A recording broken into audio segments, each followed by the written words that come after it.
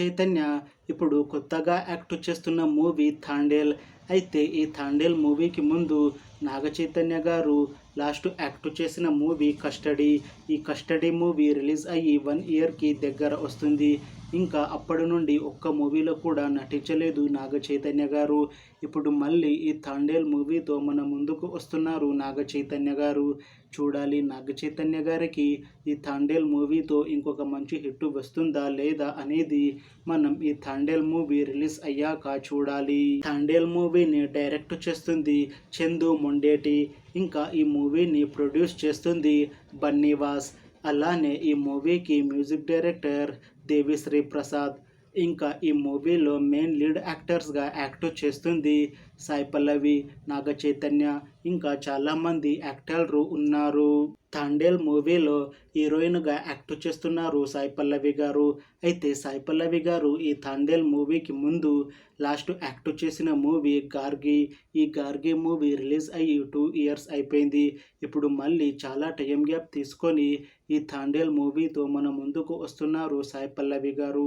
చూడాలి సాయి పల్లవి గారికి ఈ థాండేల్ మూవీతో ఇంకొక మంచి హిట్ వస్తుందా లేదా అనేది.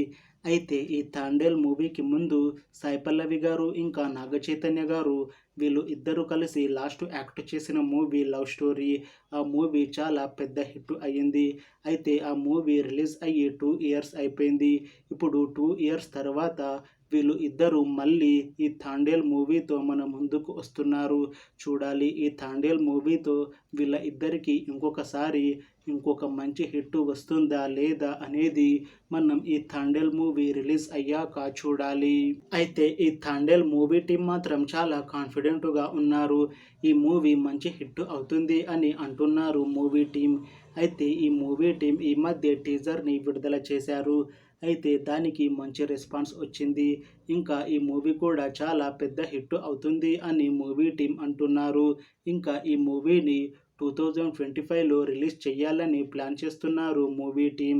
చూడాలి ఈ మూవీతో నాగ చైతన్య గారికి ఇంకా సాయి పల్లవి గారికి ఇంకొక మంచి హిట్ వస్తుందా లేదా అనేది మనం ఈ థాండేల్ మూవీ రిలీజ్ అయ్యాక చూడాలి. Thanks for watching this video friends. మీకు ఈ వీడియో నచ్చితే లైక్ చేయండి. ఇంకా ఇలాంటి మూవీ అప్డేట్స్ కోసం ఈ ఛానల్ని సబ్స్క్రైబ్ చేసుకోండి.